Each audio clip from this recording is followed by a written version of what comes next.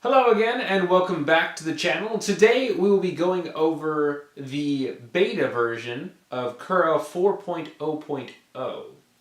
So a few of you have been telling me a lot that there is a new version of Cura that has come out, and I have noticed it, but I've continued to stay with 15.04.6. However, I did try the beta, and I am pretty pleased with how the beta turned out with 4.0. Now, there's not too many differences in the features between 3.6 and the 4.0 beta, besides the user interface and a few other small features that I don't think they're going to remove. So I'm going to show you the 4.0 beta instead of the newest version because I think they're going to keep all of the features that are in the 4.0 beta. So the first thing I'm going to do is jump over to the computer real fast. So we're going to go over to Cura on the website. Go to the main home page.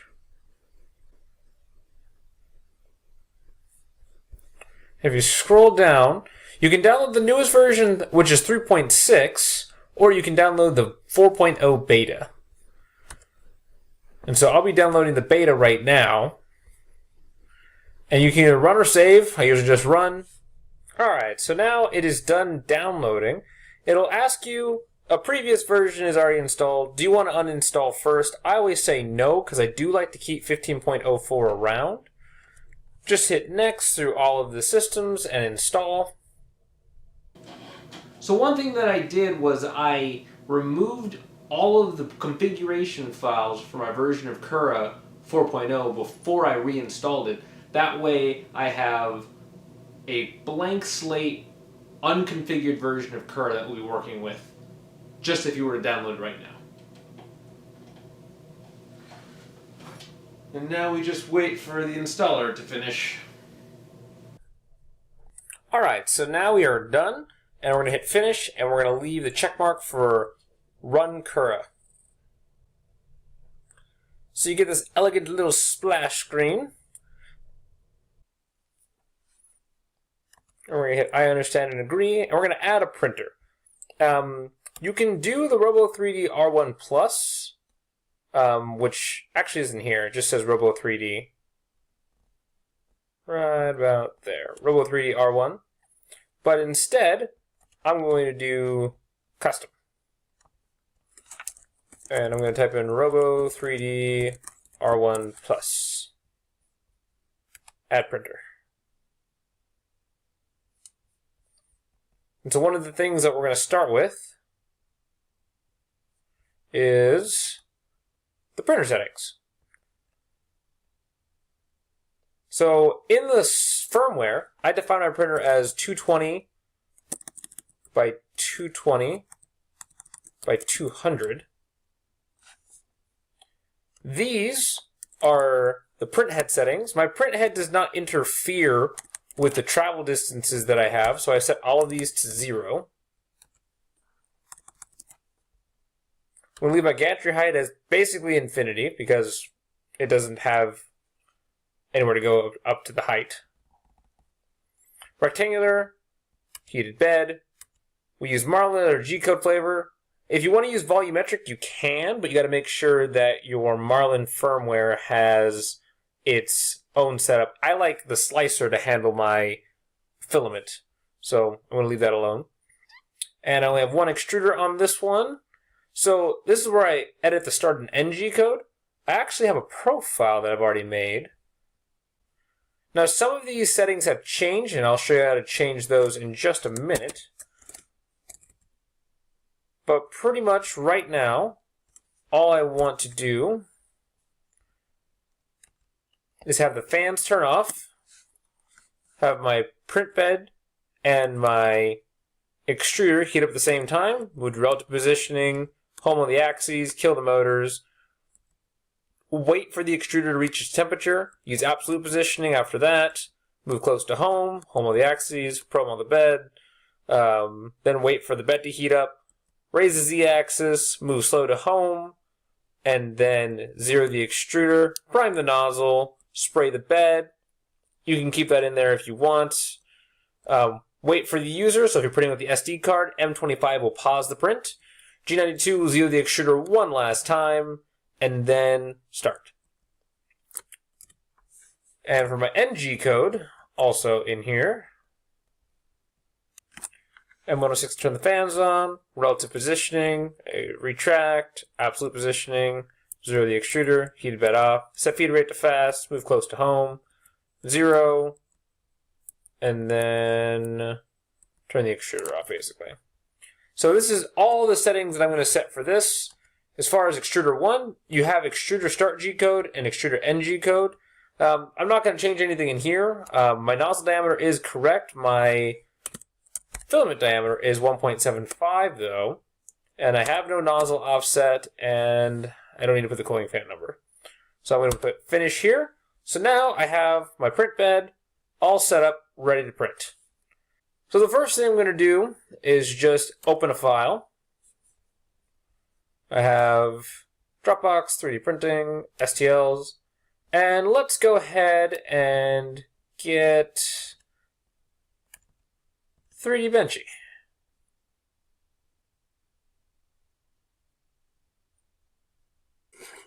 So one thing that I do like about the slicer is that you can use the middle mouse button to actually move the system around.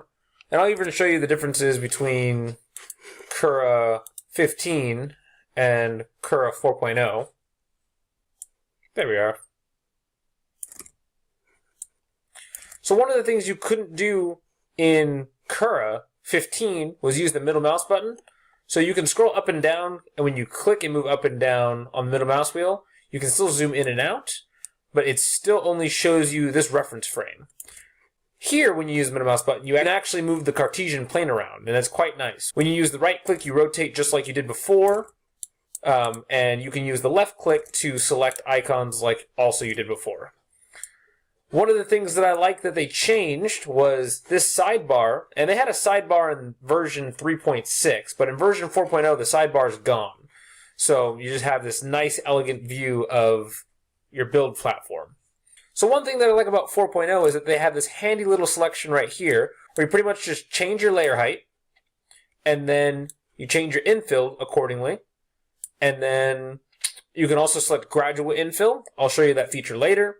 You can choose your supports, and you can choose your adhesion. I don't like to have adhesion turned on when I start, because you'll get this huge build platform at the bottom. I'll slice it real fast so I can show you.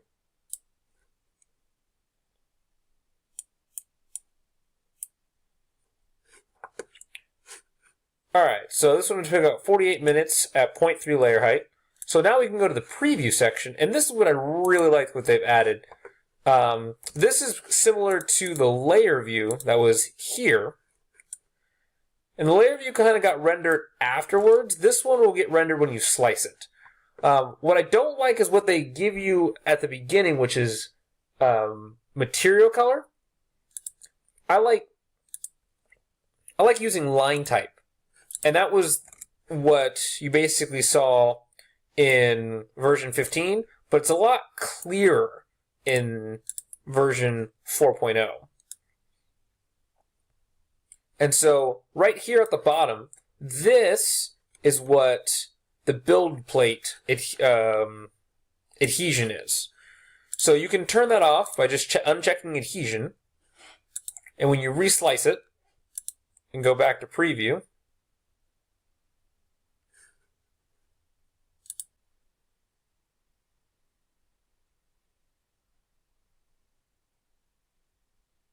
there it goes. So now I just have a skirt layer out here, and then all of the other layers show up like this. So if you want to just add supports from here, you can. I'll reslice it. I will have to say that the old version of Cura was a lot more lightweight, in my opinion. It does slice pretty much immediately every single time you make an adjustment or a movement. It still takes a while for the processing to happen, but it doesn't take nearly as much screen real estate. So you can see that I can still move stuff around, make a lot of changes and edits, and then it'll attempt to slice and then break the slice command in version 15. Here, you have to tell it to slice every single time you make a change. You can change that feature in settings, but man, does it make it run super slow. So now I've added supports to the material. And as you can see, the preview section still looks super good. Of course, I would not print out a 3D bench like this. This is a torture test. You don't want to add supports to a torture test. So all you have to do is just take supports off. It'll tell you to slice it again.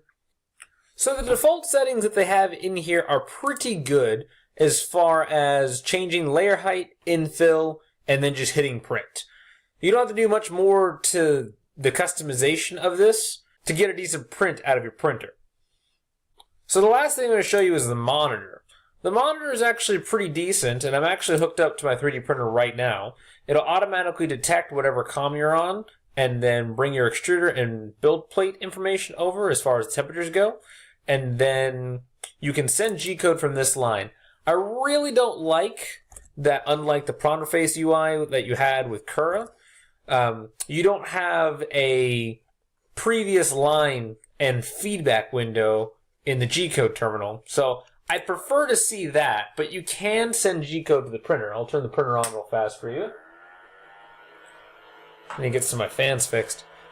One of the things I do like is that you can leave stuff lowercase, and it will still send the information to the printer.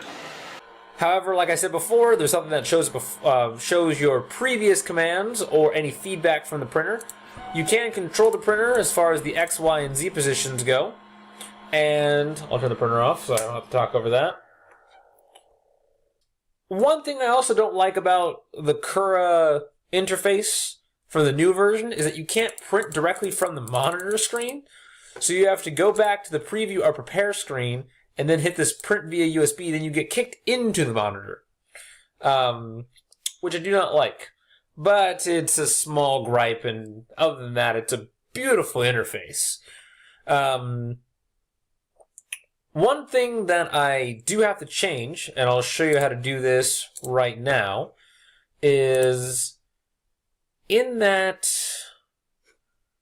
G-code I made for this printer, machine settings, these are dead commands now. And I did make a post on the Cura forum. There it is. Material print temperature. And so that goes right here for print temperature. And then same thing for material bed temperature. That replaces this startup G-code right here. And I have to do the same thing for this one. I don't know why they changed the names of them.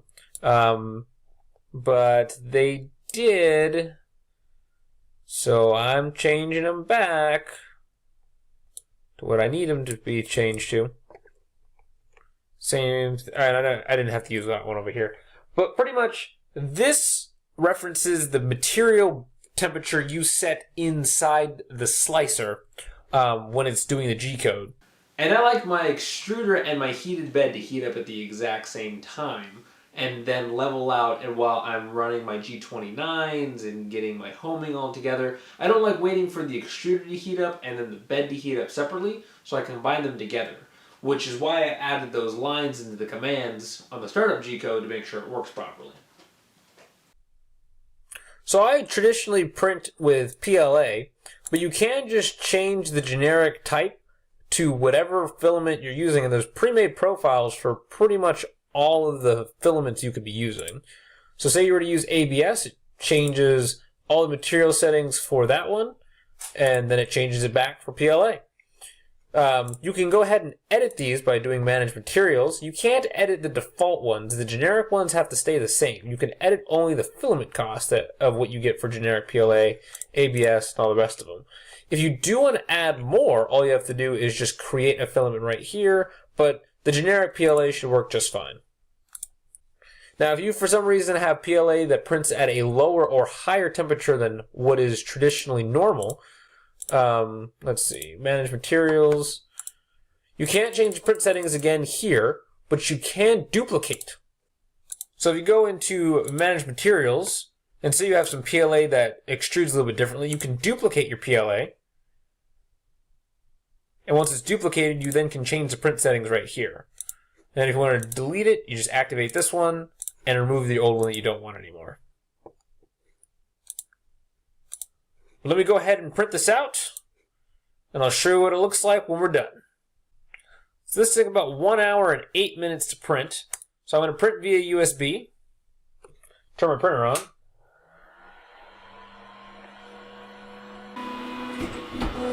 And now my 3D printer is on its way doing its job. And let's see, what did I use for the settings? So I used 0.2 layer height, 20% infill. Say it'd take about 1 hour and 8 minutes to finish. So I'll see how my 3D Benchy comes out in just a minute. So if you're like me and you're coming over from version 15, there's a lot of new features that are not just what's on the user interface that came with the beta version that I just showed you today. These are just the basics if you want to get printing. So these are just the basics if you want to get printing, but I'm going to show you some more advanced settings later on in the next video on Cura version 4.0 beta. I'll also show you what the 3D Benchy is going to turn out like. It's printing out right now. If you like this video and want to see more like it, make sure you click that subscribe button. If you have any questions about this video or suggestions for future videos, make sure you leave your comments down below. In the next video, we will be going over the more advanced settings of the newer versions of Cura, basically from 2.0 all the way to 4.0. As far as the expert settings go, there's new infill systems, new different support structures, a whole bunch of other crazy stuff, and I'll be showing you that in the next video.